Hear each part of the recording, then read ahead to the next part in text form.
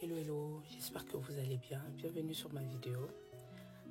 Voilà. Ce matin, je voulais justement parler d'un sujet que j'ai constaté dans la communauté, que j'ai analysé justement dans la communauté. Je voulais parler un peu des Kokomela, donc la maturité. La maturité dans le couple, la maturité dans les relations. La maturité, c'est pas qu'un terme, c'est pas un mot. C'est le fait que la personne a vécu quelque chose. C'est ça qui accueille justement la maturité. La maturité, c'est le fait que c'est l'éducation que tu as reçue. Parce que tu as eu justement des parents qui t'ont permis à t'accompagner en te disant les choses, de faire attention, de faire ceci, cela. Ça fait partie de la maturité. Parce que tu feras attention. Ensuite, c'est le vécu de la personne avec son environnement. C'est les personnes que tu fréquentes. Donc ça veut dire que les personnes que tu fréquentes, ils ont leurs histoires. Donc vous vous racontez des histoires entre vous, vous échangez. Ça aussi, ça rajoute de la maturité. Tu dis, ah, mon ami, par exemple, a eu cette expérience-là, je dois faire attention. La maturité aussi, c'est dans le travail ou dans, on va dire, dans la scolarisation, donc dans les écoles. Ça veut dire que je rencontre pas mal de monde avec les professeurs. Ils m'orientent justement à pouvoir évoluer dans mon parcours professionnel, ça peut être, ou dans des conseils, en tant que, voilà, des conseillers tout simplement. Donc, dans nos relations, tout ça, ça constitue justement, quand tu vas grandir, tu vas pouvoir te marier et avancer dans la vie. Moi, je voulais parler de la maturité dans les relations. La maturité dans les relations, c'est un échange. Moi, je viens pour parler dans ma communauté. J'ai entendu dire Babalayo. Quand on entend ce terme-là, on se dit, oui, mais ça veut dire qu'on m'a acheté. Je veux peut-être aller plus loin. Les gens vont peut-être s'étonner. Non. Le fait que tu as épousé une femme, ou tu es en relation avec une personne, ou dans la même maison, elle ne t'appartient pas en fait. Cette personne-là vient d'une famille quelconque. Cette personne-là a reçu une éducation qui est différente de la tienne. Cette personne-là a vécu des événements qui n'est pas comparable au tien. Donc ça veut dire que quand tu prends cette personne ou quand vous vivez avec cette personne-là en couple, c'est à vous de pouvoir trouver un équilibre.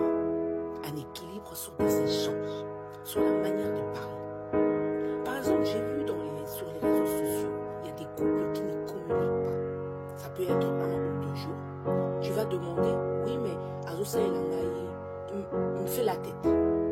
Moi, je voulais savoir, vous êtes deux dans une relation. Quand il y en a un qui dit, je n'ai pas envie de te parler, ou il y en a un où vous vous prenez la tête, vous ne vous parlez plus. Mais la personne là va se confier à qui? La personne aura envie de parler avec qui? Même si il y a une certaine manière de parler. Parce que des fois, on se dit, ce que j'ai constaté, ce que j'ai vu. C'est pas chez moi, j'ai vu. J'ai entendu. En échangeant avec certaines copines, elles m'ont dit, les hommes, si je peux dire cet exemple-là, les hommes ont l'impression que les femmes les appartiennent parce qu'elles l'ont acheté. Non.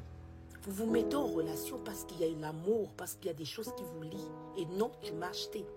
Ce n'est pas le fait de m'honorer que ça te donne cette opportunité de déplacer certains mots. Il faut savoir que la personne qui est en face de toi, c'est une personne mature, qui a été élevée d'une certaine manière. Parce que le fait de s'engager, ce n'est pas quelque chose, tu dors et tu te réveilles, non. Ça prend du temps, en fait. On réfléchit. Et j'ai vu aussi, en fait, dans les couples, par exemple, c'est pour ça, je suis désolée. Hein. Vous allez me dire que oui, pourquoi elle parle comme ça? Effectivement, je suis désolée, les hommes ou les femmes qui vivent plus longtemps seules, elles ont du mal à pouvoir intégrer une autre personne parce qu'elles ont acquis justement certaines habitudes. Le fait d'acquérir certaines habitudes dans le comportement, dans le quotidien, quand il y a la nouvelle personne qui arrive, c'est compliqué. Et oui, c'est compliqué de laisser en place. Par exemple, je vais laisser mon sac au salon. La personne qui n'est pas habituée, qui est habituée seule, que son sac doit rester dans la chambre. Je veux dire, peut-être c'est des futilités, oui, mais ça peut créer des petites étincelles. Non, ça peut créer des petits problèmes, justement. Je ne vais pas dire étincelles, je veux dire peut-être des problèmes. Parce que tu vas déplacer le sac de la personne et la personne viendra chercher. Ça va créer une incompréhension. Donc, je mets mon manteau de tel côté, que tu viens, je déplace, sous prétexte que toi, tu es habitué de telle manière. Non, il faut accepter que tu ne vis pas seul. Vous vivez à deux. Vous faites 2 identités et vous construisez une relation. La relation, elle est au milieu. Chacun vient avec le peu qu'elle a et nous le mettons ensemble. Et nous construisons une relation. Parce que on se dit, on est quand même mature. On a acquis un certain âge. Je veux dire les femmes de 30 vers 50, 40, 50, 60 par là. C'est des femmes qui ont vécu. Elles ont du vécu. Déjà le fait d'épouser une femme, dis-toi que tu te sens, cette femme-là, elle a de la maturité. C'est avec le temps. Mais il faut enlever les mauvaises herbes dans la relation. Vous construisez quelque chose, enlevez les mauvaises herbes. Vous avez l'habitude de mettre vos histoires à cette place-là. Quand il y a l'autre personne, je dois l'accepter parce qu'elle ne voit pas la vie comme moi. Je dois l'aimer. Même si cette personne a des caractères ou elle a des habitudes qui sont différentes, je dois apprécier ces habitudes-là pour pouvoir évoluer, pour pouvoir vivre en communauté. C'est une relation que vous construisez. Et encore, parce que ça, c'est beaucoup de couples, je veux dire, de couples congolais que j'ai entendus, que parfois, elles ne vivent pas en symbiose ou ensemble. Des fois, l'autre est à gauche, l'autre est à droite. Le fait de maturer, conseiller tout le monde d'aller épouser une personne, c'est une décision personnelle. Pour dire que quand je vais épouser telle personne, je la laisse la place et je l'accepte comme elle est. C'est ça la relation dans le couple. Aujourd'hui, un homme qui veut épouser une femme d'une trentaine d'années, tu ne viendras pas avec des idées sous forme en disant que Mobal Yaza bébé, il faut qu'on arrête cette mentalité. Tout le monde dans un couple, ils aiment être chuchotés. Chouchoutés. Ami alingiba sepelisaye, si je peux dire ça en lingala. Mais quand on se retrouve on entend dans nos relations que les femmes et les hommes ne se parlent pas. Que les hommes, les femmes ont du mal à communiquer. C'est compliqué. Parce que la femme, il y a certaines femmes matures, elles renvoient ce qu'elles reçoivent.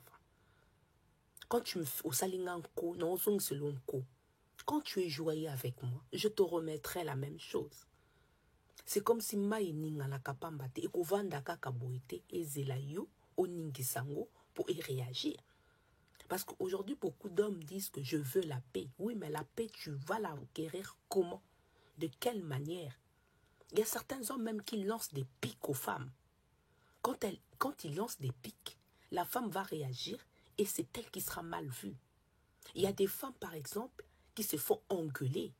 L'homme oublie que celle-là, c'est une adulte. C'est un adulte ou une adulte.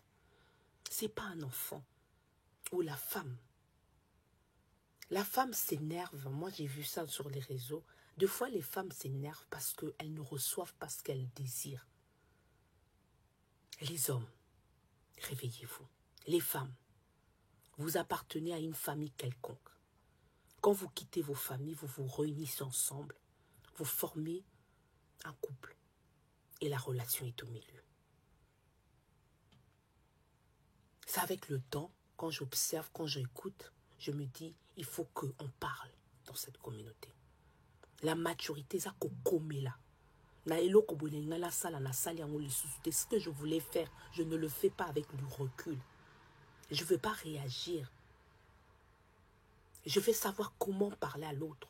Crier, ça ne sert à rien. Tu cries et l'autre, quand il va crier, le tien, ça va être camouflé. C'est l'autre qui sera mal vu. Et ça, c'est méchant. Sur ce, Arlette et ses amis, portez-vous bien. À très bientôt. Bye.